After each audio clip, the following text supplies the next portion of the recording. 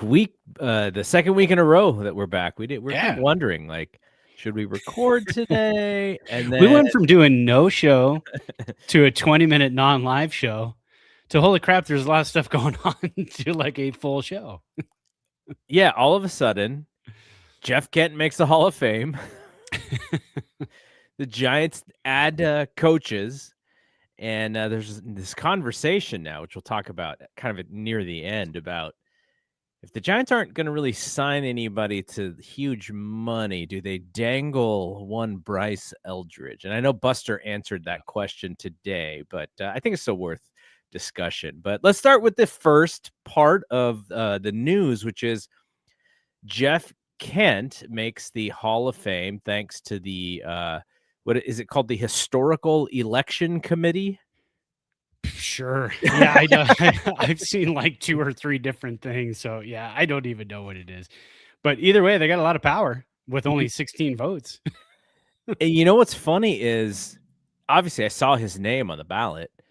I just never thought that he would be the guy that they would pick. Not that he's not deserving, because he's one of the greatest hitting second basemen of all time. Yeah. And the perfect supplemental player, or the perfect backup, or I guess he hit in front of Barry for a lot of the time as well, to Barry.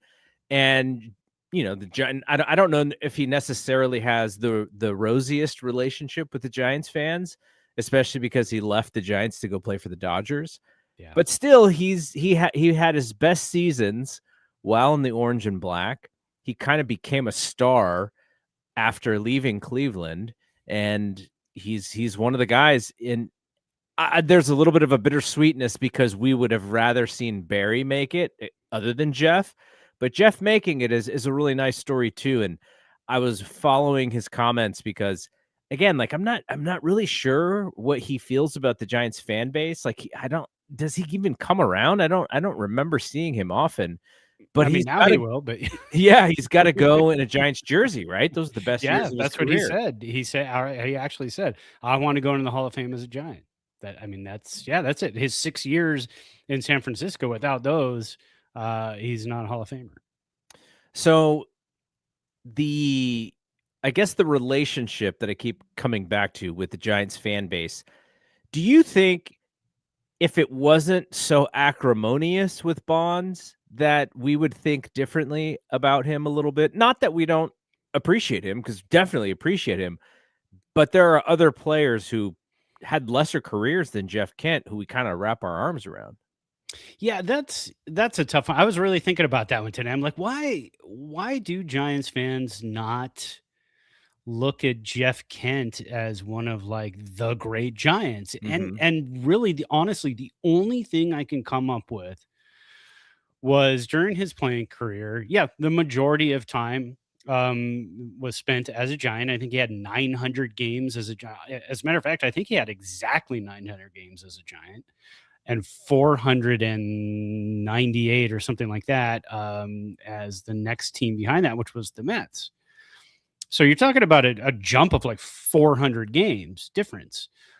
But why don't Giants fans think of him in the same breath as other Giants greats like Will Clark, who, did about the same amount of time or so? And I think anytime a Giants player goes directly from San Francisco to Los Angeles, there's a little bit of a slight felt. Brett Butler. I think. Brett Butler. I mean, Jason Schmidt. A lot of these guys. What about Brian Wilson, though? Yeah, kind of the same thing. I think there's a little bit. I mean, again, Brian Wilson didn't really have much of a career in LA. Yeah. But Jeff Kent had success. Brett Butler had success. So those two guys who go on to LA and have success, it's a bit of a problem. I feel like it's a little bit of a sullied a little bit. But I don't know. That's the only thing I can really come up with. Again, I guess for me as a Giants fan, kind of the sweet spot is like 8 years. 5 years, 6 years is good. 7 years is better.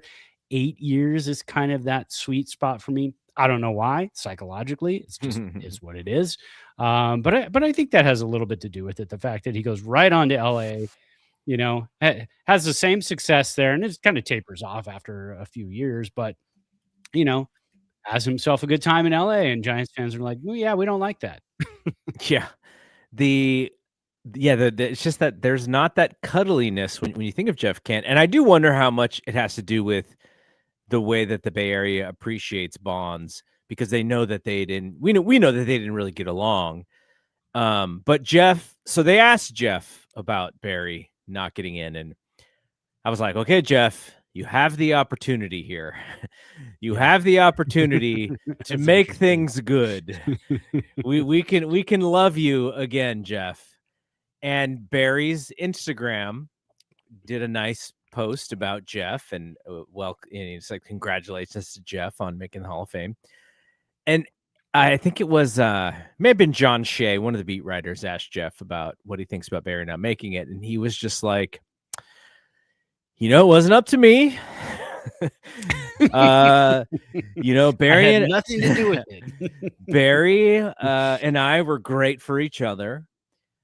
And I think maybe the thing that was holding him back was because he was so out publicly against steroids and very much for the increased drug testing when all of this stuff happened, right? Yes. And so if you kind of the meaning behind the meaning in this small competitiveness between Barry and Jeff is I was clean and I won MVP. He was not clean. And so there was always that between them. And I thought it was a good opportunity for him to go, you know what? Water under the bridge, fantastic time together. I was not who I was going to be without him. And I feel like maybe I helped him, but he didn't do it that way. He did it like, I didn't have a vote. I not that I really care that much. And I was like, okay, Jeff, this is why the Bay Area doesn't love you. Yeah, right. Yeah, right. Yeah, yeah. I mean, he just pretty much kind of brushed it off and was like, "Yeah, I don't have a vote. Yeah, I don't know. I mean, just say it, say it one way or the other. It's, on the fence, wishy-washy. And I get it, it's his big day. It's his big day. He got elected to the Hall of Fame. So I think, Yeah. he It probably should doesn't be want to about touch on it him. enough. Yeah, But yeah, this is what the Bay Area also is wondering about is, do yeah. you guys exchange Christmas cards? And Jeff basically told us, yeah, probably not. He sends me Instagram posts. Yeah, That's he did. about it. It was a nice one. It's probably Yeah. the most people have thought about Jeff Kent in a very long time. And it's True. awesome. I'm glad he's going Other in as than a Giants Giant. fans. Right. At least, we talked about it earlier, and it's not that we don't think about him. Anytime you put together some of the greatest teams, there aren't any other second baseman I really think about, or most people other than Jeff Kent. That's kind of the guy. Hey, we all love Tito Fuentes. We all love Robbie Thompson, Yeah. but Jeff Kent's a Hall of Famer, Yeah, he and was we at a kind of, different level with the bat for for sure. sure. Yeah, yeah.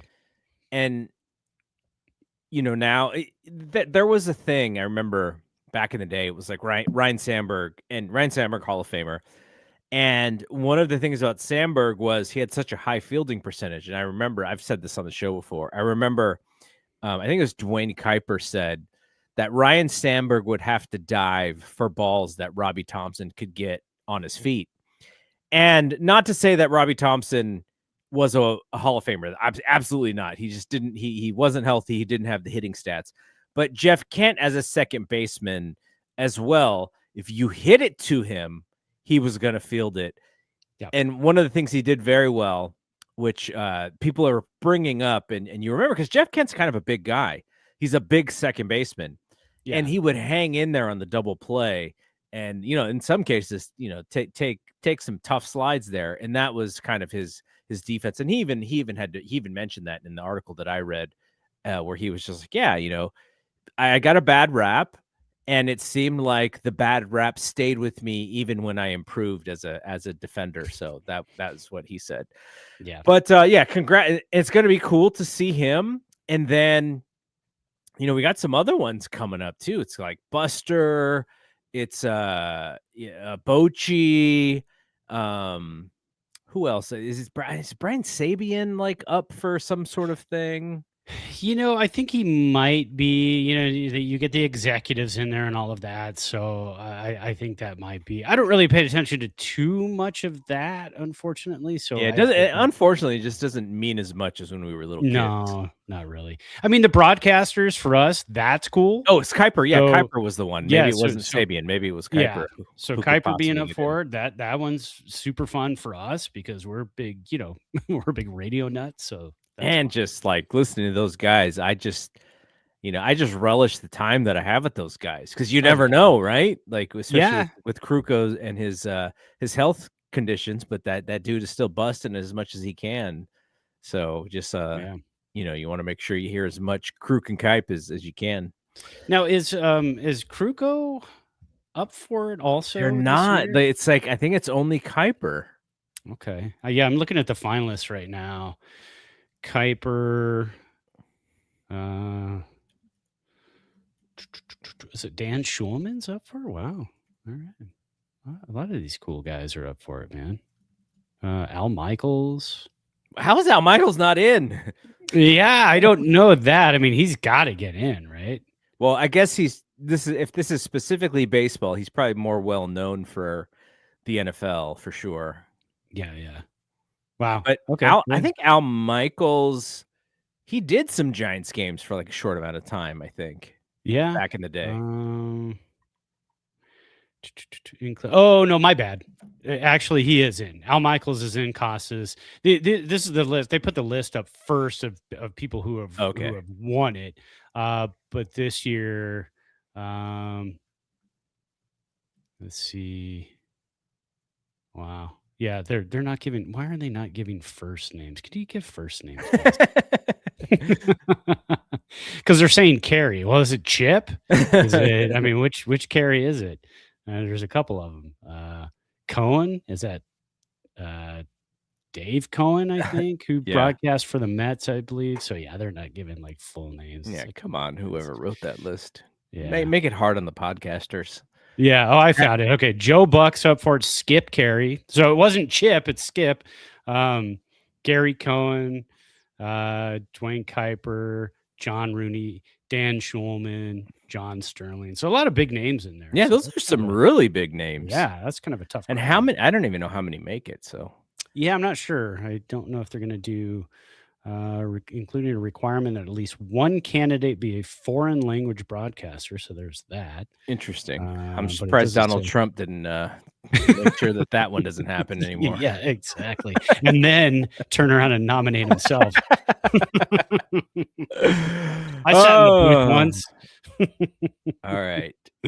So we also had some news that was like the bummer of all bummer news, which was like I had no idea that Marco Luciano was even waived or left on waivers. That was a total surprise when when you texted that to me. I was like, "This can't be right. There's no way this is correct." I was up on a ladder. Here's how I found it. No. Yeah, I was up on a ladder and my watch buzzed. I looked at it. I'm recaulking the inside of a window, and I've oh no, actually I was on the outside at this point. I'm rushing, right? So caulking. I don't know if we're gonna do a caulking lesson. There we here. go. When you're caulking with like GE Supreme caulk, then you've got to get it like between 40 degrees and 100 degrees. And so I missed my opportunity about a month ago to get this done. So I'm out there. It is now like 5 p.m. The sun is down. I'm looking at my watch. It's 41 degrees. So I'm really hurrying to get this done. I get the alert from you on my watch. I'm like, oh my God, I can't stop and check this out because this is like big news. Then I ran out of caulking and I had to drive to Ace, pick up more, come back. So that's how I found out. And I was shocked by the whole thing. I was like, this is our guy who we're desperately trying to find a spot for him, desperately trying to get the guy like 200 consecutive at bats in the major leagues just to see what he can do. And now we'll never know what he could do at Oracle. Yes. And you gave me visions of Chevy Chase and Christmas Vacation on the ladder putting up the lights when you said that. No, I was up there. I was jamming it into the cracks and I'm like, I got to get it in here. And then I ran out and I'm like, and it's 41 degrees. I'm like, I gotta drive to Ace Hardware, pick up another. And you pay like $18 for the really good tube, and I only needed like enough for about 6 more inches, and that was it. So it was a waste of money. Oh gosh. So the frustration I think is, and the hypotheticals, and you can't go back in time, and we're Monday morning quarterbacking this whole thing, but Marco Luciano was one of like the top 3 or 4 prospects in the game at some point Yeah. in his career. And we were salivating at the idea of when this guy was coming up. We can't wait for this guy to come up. Let's not trade him. We need him. He's going to be the man. And then we had to go through the whole Farhan thing of like, this dude he's the opening day shortstop. Like we're going with him. And then like the next week he's not, and he's back down again. And you're just like, what the F is going on here? Yeah. Like nobody treats Nick Ahmed. Nobody treats their top prospect this way. Why are we doing it this way? And Yeah. then by the time that Buster comes, like, Luciano's already like 23. He's been with the organization for 5 years or 6 years. And then it was just like, oh, he's just been on waivers, and the Pittsburgh Pirates, who were like, hey, we picked up Joey Bart from them. Maybe we got something, like maybe they just can't handle these guys. And then they picked up Luciano. So that was such a bummer. Yeah, I don't know what to think of it yet, because Bart goes over there, he has a 2.2 WAR year, his first year in Pittsburgh. Then last year it was like 0.5, so it wasn't that big of a deal. He was injured quite a bit, didn't play a whole lot. So who knows still what's going to be with him. Brian Reynolds, though, traded off to Pittsburgh, and he's had a fairly nice career, fallen off the last few years. But yeah, I don't know what to expect from Luciano. I mean, we could still use Brian Reynolds, by the way. We still could, absolutely. But if you look at Luciano, he's got to be your DH, right? And they also just gave a contract offered to Kyle Schwarber.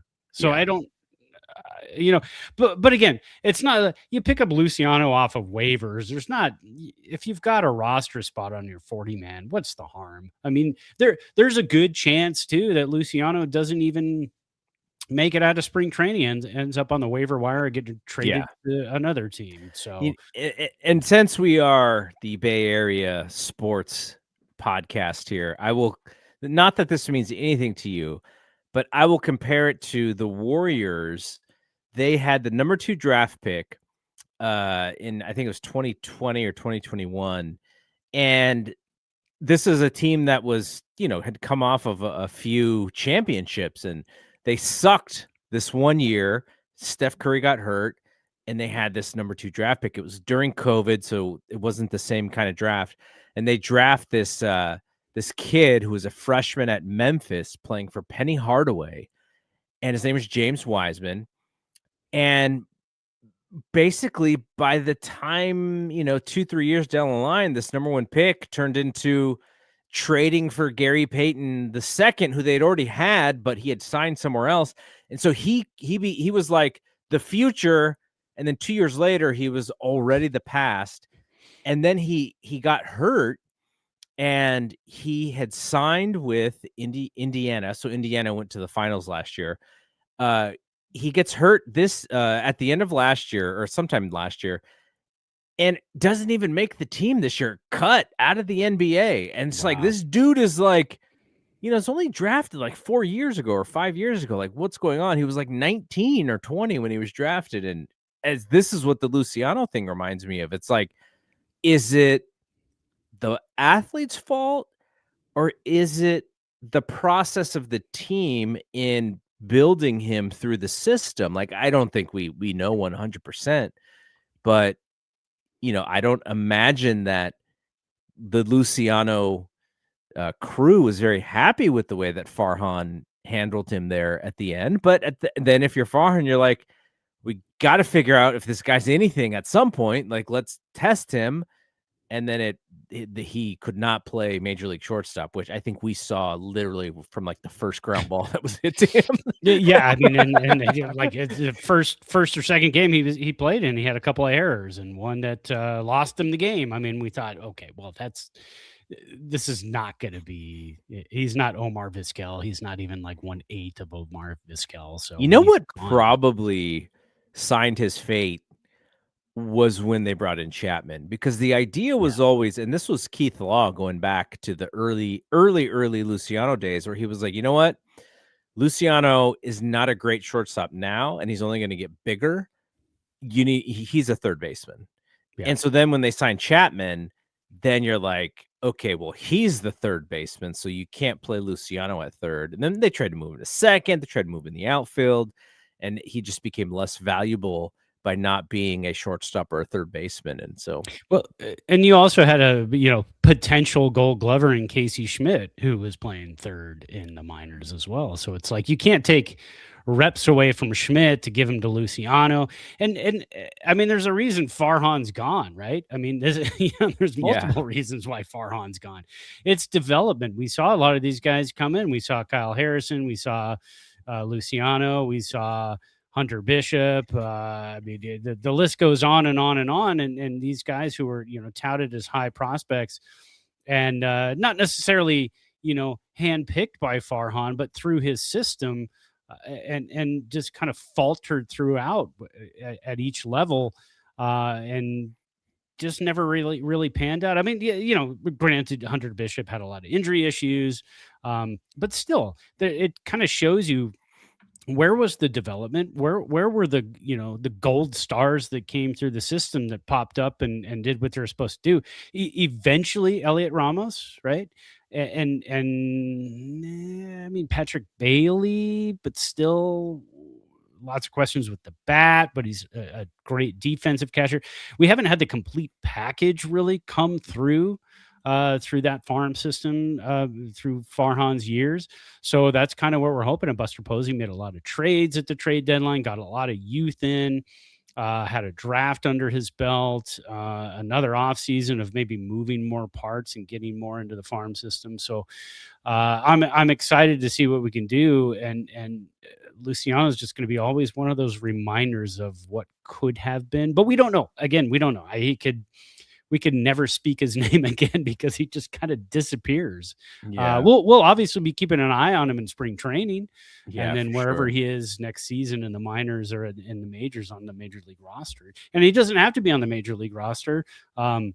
He does have, although actually, you know what? He's out of options, right? So I think that's why they pretty much had to waive him. Mhm. So he's either going to be waived again or traded or on the major league roster to start the season. Yeah. All right, moving on. Let's talk a little bit about the new coaches that they hired. Ron Washington, The wash, yes. former Angels and Rangers manager. He's returning and he's going to help out with the infield. And it's just, it's never a bad thing when you have Ron Washington on your coaching staff. Yeah. And it was really cool. I didn't even think about it because you think of him as a manager and you're like, oh, would he want to come back as a bench coach? So I didn't even think about it, but we've been talking about Vitello and how he needs to pump up his staff with really savvy veterans of coaching staff, and we bring in another one. Like, this guy's legitimately someone, if Vitello gets kicked out of the game, Ron Washington is probably the manager, right? I would think so. And Or Ron or Washington, Jace, I guess. Jace could be as yeah, well. Jace Tingler. I mean, you've got a lot of options, and you can collaborate on it too. And I don't know if you remember, Ron Washington had to step down to Los Angeles with the Angels because he, heart issues. Right. Had to step away from the game, but also I don't know if you remember, but back when we were in the process of going to hire Bob Melvin, but before that, we kind of had a wish list. My wish list, I had Ron Washington on there. I thought, that would make a great manager. Yeah. He would shore up the defense for us, Yep. help in those situations. And so, yeah, it's kind of best of both worlds now because he can take the time he needs. If he, feels he needs a little bit of time off because of the heart issues, then he can take a break, and doesn't have to, have the rigors of managing day in and day out. So I think it's awesome, man. I think it's really going to help guys like Casey Schmidt. It's going to help guys like Adamas. Absolutely going to help guys like Eldridge and Devers at first base. So yeah, pretty exciting. They also added Jesse Chavez, who I didn't even know was retired. Yeah, I thought he was going to play till he was about 90. I was just like, oh, they're signing Chavez to be like the back end of like their bullpen. Like, okay, that makes a lot sense. of it. I mean, can you do that? Maybe he could be a player coach, right? If we need a 7th inning guy to say, hey, Chavez, pop out there. You got a uniform on. Yeah, totally. And then so we have a Dodgers fan. I think this person's Dodger fan. I would assume. Saying legendary Dodger Jeff Kent finally going to Cooperstown. By the way, Pocket Rude Boy, you will like this because I am bringing on my buddy Draven for our Giants Dodgers, every other month or so podcast on Tuesday evening. And I'm going to ask him about Jeff Kent. Like, what do you think about, do you consider Jeff Kent a Dodger? He probably doesn't, because he considers him a Giant and he hates the Giants. And so I want to ask him about Jeff. But he was saying, we were talking offline because I was just talking to him about doing the show, and he's like, I'm a little worried about Mookie and Freddie because they're getting up there, and Mookie didn't have a great year, and the Dodgers are on the hook for 6 more years of Mookie, which is yeah. That's what we talked about, I think, in the offseason last year. We're like, you know what? They signed Shohei at all these years, but all their guys are just getting older, man. So how long are you going to stick around? But their pockets are deep. They can do whatever they want, and they can go out and sign guys. But now they're trying to move Teoscar possibly. So, lots of moving parts. I saw that. It's an embarrassment of riches. So that's kind of what that situation is. And they can probably dupe other teams into making a Mookie Betts type of trade and get a guy like that in his prime. Yeah, if they want. Give up 3 or 4 top prospects, and I guarantee top prospects. Put the guy back in right field, and he's going to be better. Having him play shortstop, Mookie. Yeah. Having him play shortstop is just a different level of like, of things that he's got to worry about and on his body. And I would just put him back in right field and see if you can find like a defensive player and just bat that dude 9th. Yeah. There's plenty of shortstops out there. They could Nick Ahmed. Just Nick Ahmed. You know what they're going to do? They're going to trade for Seager, right? They're going to. Oh, yeah. There you go. Could Seager even play shortstop these days? Like he's had so many injuries in the last couple of years. I don't know. He's a guy you want to just send out there with lots of duct tape and just say, I hope they hit the ball right at you. Yeah. Pocket Rude Boy says, nothing but love. Giants on the upswing now. Yeah. We have a segment called Bitter Giants Fans because we want Dodgers fans to come comment on our stuff when we talk, talk tongue in cheek or negatively about the Dodgers because we're just so bitter about the success. No, the rivalry is the best for me, obviously best in all of sports. You can have your Yankees, Red Sox, or whatever, but the Giants, Dodgers, just you know why? It's because it's the West Coast, and so if we want to watch Yankees, Dodgers, or Yankees, Red Sox, we don't have to tune in at 4 p.m. Exactly. We get 7 p.m. So and look, if the Dodgers win the three-peat, there might be a different conversation that we have on this podcast about maybe quitting baseball altogether. But I'm gonna write a letter to the commissioner. But yeah, so the Giants,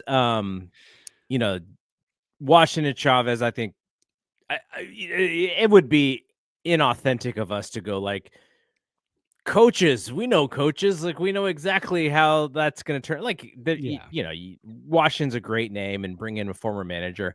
Who knows about Chavez? I'm sure you just bring in a guy who's very has played so recently and is interested in coaching, and seems like that could be a help. But the Giants have so many coaches, so we'll see how that works out. And it's just someone had said sent me a meme. I think I sent it to you guys, where it's that Drake meme, but it has Buster Oh, Posey yeah. on it. And it's like Giants signing free agents, and it's like one face, and then it's like Giants signing coaches, and it's like the other face. Because that's what they're doing right now. They're just signing coaches. They're Yeah. building up that coaching staff. But the exciting part is for us, I think this is Buster's first coaching staff. So Mhm. we're like, okay, let's see what the champ can do. The 3-time champ. Let's see what kind of coaching staff him and the guys can put together. This is not leftover from anybody else. And again, I always said, give him a couple years. Buster Posey's first year, full first year as head of baseball operations, isn't going to be the stamp on what this team is. He needs some time, work on the farm system, work on the coaching staffs, work on philosophy up and down, throughout the entire organization, from the San Francisco Giants to the Arizona Fall League A team. So that's kind of what I want to see over the next couple of years. Yeah, the farm system can only go up. Yeah. Yeah, pretty much. It started in July, though. I mean, it really took a boost in July. So Yeah, they made some trades, and they got some guys who are possibly interesting for us this year. But okay, let's end the show with the discussion about the winter meetings. And the winter meetings is where last year Buster, kind of puffed out his chest a little bit. yeah, And this year it seems like it's a little bit different. Now we've heard from Greg Johnson about whether or not they're going to go after, some big time pitchers, and the Andy Baggerly article about how they're probably not on Imai because it's just they're just not going to put that much money in a starter, which made me wonder. Now we're going back to the Dodgers, and the reason why I like talking about the Dodgers is because obviously the success aspect of what they do, as much as I hate them, they do give you a nice blueprint of what works today in baseball. right. And one of the things that works is depth, especially in the pitching staff. And so if, like, let's say, I don't know how much Imai is going to cost per year. Let's just say 30 million a year. I don't know if that's the number, but let's say 30 million. It very well could be. Yeah. So if you take his 30 million and you split it 3 or 4 ways and try and bring 4 arms in instead of just 1, what you're doing is something that you said a couple years ago, which was really smart, which is you don't have a 5-man rotation anymore. It's like an 8 or a 9-man rotation because of how the injuries work. Yeah. What the Giants had last year when they were going strong was good starting pitching until that starting pitching went awry and the injuries piled up. And then they had no starting pitching except for Logan Webb because he's just the man. So I wonder if the idea is, look, we can throw all this money at one guy, and that one guy, maybe he makes 30 starts, maybe he doesn't, or we throw the money at 4 or 5 guys and see if we can put together this staff to where we're not having to bring up, Carson Wisenhunt to make 5 starts, and he's not ready, but we needed him because we knew that he could go 4 innings for us. So I wonder if that's the strategy. Not saying that that's a great strategy, because why can't you get both? This is, there's no salary cap, Yeah. but Sure. by the way that they're doing this, I wonder if that's the way. Who those 3 or 4 pitchers or 5 pitchers would be, I don't know, but I wonder if that's the thought. If for 30 million a year, give me Kyle Tucker. But Yeah, there you go. that being said, I think the problem is if you go for an Imai, and then all of a sudden Robbie Ray's gone after this year. He's got 1 year left on his deal. Now you got to replace him. So if you start to replace him this year and you get, 3 starting pitchers this year, 2 starting pitchers this year, maybe, and a couple of minor league deals for some older guys and stick them in Sacramento. Let them work some things out again organizational philosophy when it comes to pitching all the way down the line. You start to get them involved the next season. Maybe they're like, hey, I like what's going on here. My numbers went up. Things got better. There's now room for me on the major league roster. I want to take a hit there. I mean, most likely they're going to get a chance if you sign a minor league deal as a pitcher and you're a veteran. This year with San Francisco Giants, I think there's a chance you're going to get into the rotation at some point for a couple of starts at least, and can show what you got.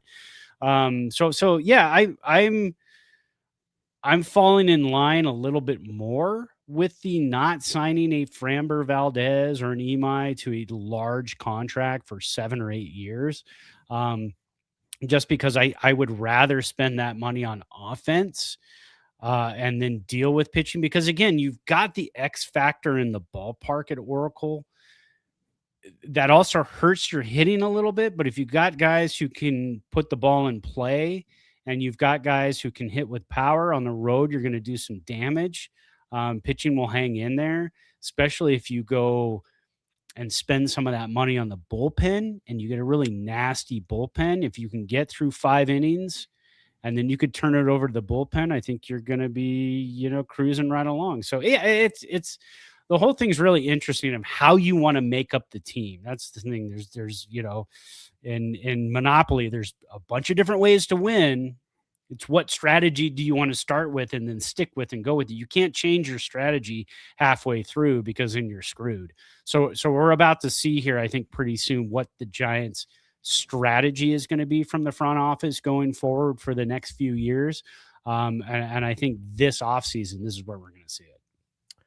So did you see, this is a football thing, but you saw Daniel Jones, he tore his Achilles, and Indianapolis is having a good season, and now they lost their QB1. And they called Phillip Rivers, who is 44 years old and a grandfather. Yes. Hey, I'm 52 and I'm not a grandfather, thankfully. I just want to put that out there. Yeah, I mean, I'm older than Phillip, and I am also not a grandfather. And I just thought, I was like, wow, like this man hasn't played football in a little while. Yeah, it's been a few years. And just, I can't imagine, like, that's a tough position, but maybe maybe he's just gonna get rid of the ball as soon as humanly possible so he doesn't get hit. But it gave me the thought, because we had Verlander last year. I mean, he wasn't spectacular, but he was solid. Yep. There's the thought of bringing in Max Scherzer. We would have 2 old guys, in the starting rotation. Not that Verlander's coming back, but just the idea that if he did, and you had Scherzer, you'd have 2 old guys. Yeah. You know who was in the historical, the Hall of Fame election and didn't get the 5 votes needed to be on the ballot next year? Roger Clemens. Yeah, there you go. Bring back How old is he? Bring back the Rocket. Add him to that thing. Just give him all the juice that he would possibly need. Don't test him. Well, maybe we can test him, but we have some pretty smart chemists out here who could probably figure out how to get. And then he plays for 1 year, and then he restarts his Hall of Fame thing again. And maybe get Barry in AB just so he can restart his Hall of Fame thing. That's what they need to do. And there was talk about that a few years ago, wasn't there? To get Barry back on board and have him, play in a game. These jerky Hall of Fame voters, though, they would hold that against him so hard. I'm sure they would, yeah. Yeah. But I'm completely joking. But just, are there other players like Scherzer who could give you a year or 2 that are on the margins, who won't cost you a whole lot? It sounds like that's what their market is right now, is just finding guys or trading, making trades, which is how they got Devers. Right. And that kind of segues into the last thing we're going to talk about, which is Bryce Eldridge. That is the one piece out there that every team probably wants from the Giants if they were able to make a trade. And would you trade Bryce Eldridge knowing that, he's still a young dude, and he's got the power to hit 30 jacks a year if he blossoms into a good player. Would you dangle him for the prospect of winning a little bit more in 2026 versus waiting for him to blossom? I would dangle him if I wanted to lose my head as a head of baseball operations, because if you lose Luciano and Eldridge in the same offseason, I don't think that's going to go over very well. I think you need to see what Eldridge can do first, although he's going to lose some trade value if he doesn't have a fantastic 2026. Then if he does have a fantastic 2026, he's not going anywhere. So if you are going to trade him, you've got to trade him with the fog of war, right? Mm-hmm. Where you just don't know what he is yet. You only know you can go to other teams and say, look at these AAA numbers. Look at these home runs. Look at this power. That's the only way you're going to get something out of him right now. Because again, if he hits 25 to 30 home runs next year, but hits like 220, I think you still have to hang on to him. I don't think you can get rid of a guy like that. Okay, what if you could get Jacob Duran to play center field and you move Jung-Hoo to left? There'd have to be more involved than just Duran, I think. I would think there's got to be Duran and some pitching coming back to us. Kyle Harrison is like, I'm ready. I'm ready to come back. No, I read an article where he was not very happy with the Giants and their development. Hey. And that's why I brought that up again earlier, Kyle Harrison. That's why I threw his name in there. He took some shots at the development for the Giants and basically saying, look, they didn't really have any ideas for any other pitches. And then I come here to Boston and Pawtucket, and all of a sudden they've got ideas for different pitches for me, and things are starting to really kind of develop. So good for him, man. Yeah, good. And I took that as a shot at Farhan's regime. And I said, well, there you go. So, this is what happens. And I don't blame Buster. Buster was just trying to do what he had to do. And he wasn't part of the development of Kyle Harrison. So probably good. I mean, Kyle probably is thankful that Buster traded him. Yeah, because Kyle Harrison never even threw to Buster. I mean, they weren't even on the same team at any point either. So I can't fault him on that, especially if you're going to get Raffy Devers out of it. I mean, So yeah, I don't. I mean, God, if you're going to trade Eldridge, and the article I read today was like, unless I see the name like Tariq Skubal, I think there was one other one. Other than that, Skeens and Skubal. If it's not either of those guys, I'm probably saying no. If you're going to give up, not even Skeens, like a Hunter Green. I don't. I'd have to look at his contract and see what kind of control he has left. Mm-hmm. But even him, last year was kind of his first good year, so they'd be selling high. I don't know if we'd be technically selling Eldridge high or low at this point, because he's the unknown. You'd be selling prospect label, and that's pretty much it. So yeah, I wouldn't do it personally. I wouldn't do it. All right. Well, we went from no show to some show to a full show. There you go. And, for us to be able to do almost 45 minutes during the off season when nothing has happened except for hiring of coaches, is pretty good, I think. Yeah. And then is it today is the start of the winter meetings? Is it today? What is today? I put, you know what, Garrett? I put all this on my calendar this year. Uh-oh. Because I did not want to forget. Apple calendar or Gmail calendar? On my iOS calendar. Okay. Yes, sir. MLB winter meeting starts today, goes through Wednesday.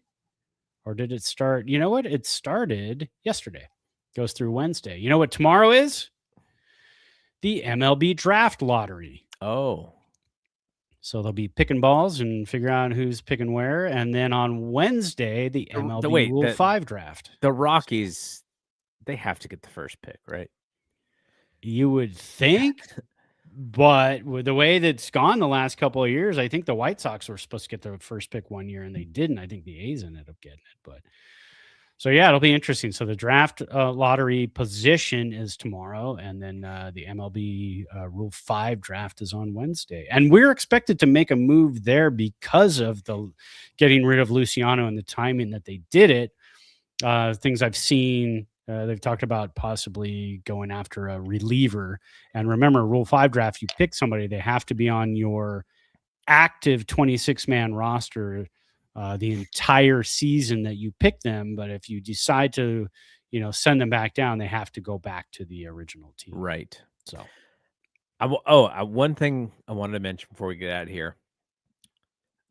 I mentioned the FP Santangelo Susan Slusser podcast last week, which is really good, and I'm still listening. I did listen to a couple, and I enjoyed it. So yeah, FP thought that Greg Johnson making that comment and Andy Baggerly's article about the Giants possibly being out on a paying big time money for a starter. He thought it could be a little bit of a smokescreen just because maybe you don't want to give away your strategy here. I don't know. Like, I don't think Baggerly would have reported it that way if he didn't truly believe it and source it. So I lean towards Baggerly, but same. FP did make that comment, which I thought was pretty interesting. And, we need to find, do you know anyone who knows FP? They would be awesome if we got him on this show. Yeah, that'd be fun. I don't know anybody, but maybe Darren Chan can get us in there. Oh, Darren Chan. Yeah, I wonder about that. Anyways, I think it'd be fun just because he's kind of like us, like essentially. Yeah. Right? Exactly. Like he's a kind of fan like we are, but so it'd be fun. Yeah. But anyways, all right. That is it from here. If there is stuff going on, we'll do something next week. But if not, maybe not. And, we are in December. The winter meetings are happening. We're getting closer to Christmas, which is ridiculous. We're like one day away from Christmas being like 2 weeks or something like that. I think we're 17 days out right now. So less than 3 weeks away from Christmas, which is ridiculous. So we'll figure it out, but too fast. Like I mentioned, Giants versus Dodgers we may go live tomorrow evening, late in the evening for the East Coasters. I'm pretty sure we're going live, but just in case, just not 100%, but I think so. So sometime maybe like 8:15, 8:30 Pacific or something. But if not, we'll still put a show up on YouTube and obviously in the audio. So just be on the lookout. And I get to listen to Draven crow about his Dodgers team, but he's actually interested in what the Giants are doing because he keeps tabs on us just like we keep tabs on them. So you got to watch your rival. I mean, being a Rams fan, I do watch the Niner news. I want to know what they're doing. I watch the Seahawk news. I like to know what they're doing. So your running back situation is frustrating me. Even though I have both running backs on one of my fantasy teams, because I just figured put them both in. I tell you, put them both in right now because I just don't think you can tell. Yeah, it's gonna be. I may have to do that because I don't have in this league that I'm thinking of. I don't have a quality number 2, so I may have to just put both of them in. Yeah, and but this week we play Detroit. And Detroit has a tough time against the run, so there could be some there could be some dual running back stuff in there, I would think. All righty, that is it from here. For Brad, I am Double G. We will see you when we see you. Peace out. Peace.